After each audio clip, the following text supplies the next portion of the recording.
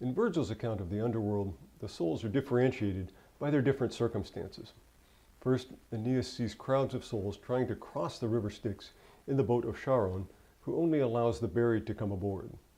The unburied are not allowed to make the crossing, but are forced to endure first 100 years of wandering on the shores.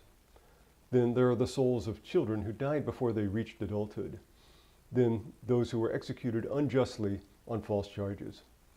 These souls are given a new trial in the afterlife, and thus a chance to prove their innocence. This is described as follows, quote, Minos, the president of the court, shakes the lots in the urn, summoning the silent dead to act as jurymen, and holds inquiry into the lives of the accused and the charges against them, end quote. This recognizes that there's something special and unique about the moral life of each individual. Aeneas and the Sibyl come to a fork in the road, with Elysium on the one side and Tartarus on the other. These two places represent what we would call heaven and hell. Aeneas is not allowed to enter Tartarus since he is pure and virtuous, but the Sibyl describes the place in great detail. She outlines all of the different crimes that people have committed and the terrible punishments that they are suffering. Here, one can clearly see the inspiration for Dante's detailed descriptions in the Inferno.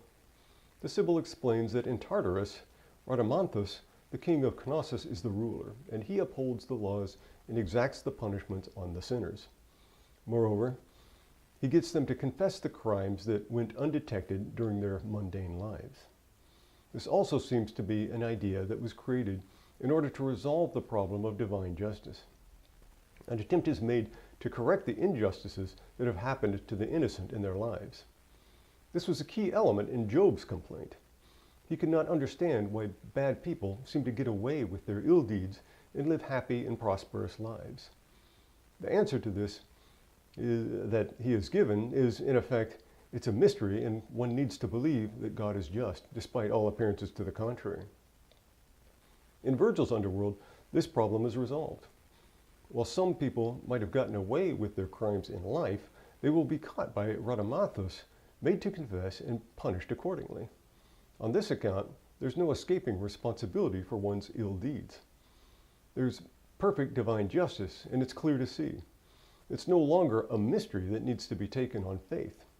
The wicked are made to suffer for their crimes, and, as in Dante, one feels a sense of satisfaction in seeing that justice is done, especially when one reads about their crimes. The Egyptians were the first to introduce the idea of judgment in the afterlife. Osiris is the god of the underworld, and the dead souls are tested for their moral worth before being allowed to enter. The god Anubis weighs their heart on the scale against a feather, and if the heart is heavier, indicating a morally bad character, then the soul is destroyed forever by the heart being fed to the god Amut. If the deceased person passes the test, then he's allowed to enter into the kingdom of the dead where Osiris presides. There's thus a recognition that the moral character of the individual is supremely important. Death no longer is thought to have a leveling effect, but in fact there's a reward for good behavior and good character. This Egyptian picture is further developed in the cosmology presented by Virgil. It's developed in even greater detail by Dante, who clearly uses Virgil's account as his point of departure to develop a Christian conception of divine justice in the afterlife. This shows a clear development in the conception of divine justice, which humans want to believe exists. In Homer's account of the underworld, there were no real distinctions made among the dead souls with regard to the lives they led. Odysseus sees a number of dead souls who have suffered injustices in life, but they receive no real consolation for this. Moreover, those who committed great crimes are not punished. While there is a judge in Homer's underworld, there are only a few mythological creatures who are seen to suffer punishments for their misdeeds: Titos, Tantalus, and Sisyphus. In Homer, there was, for the most part, a kind of leveling in death, with the ethically good and bad enduring the same fate. So also in the Mesopotamian underworld and the Hebrew Sheol. All of the dead souls were miserable and dwelled in a dark and gloomy place. There was no differentiation. Indeed, this was a part of Job's complaint. This now changes in Virgil's account. What's important here is that the souls of the dead are judged individually for their merits. In Homer, it's unclear what the dead souls in Hades are actually doing. They seem to have no real activity, but are simply hanging around or wandering about.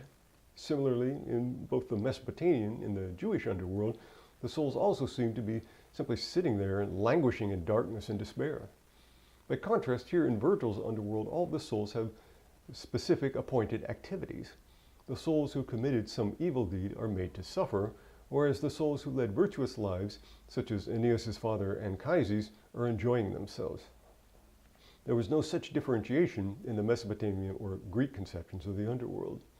Once again, the picture of the afterlife presented by Virgil seems to be much more satisfying to our basic moral intuitions.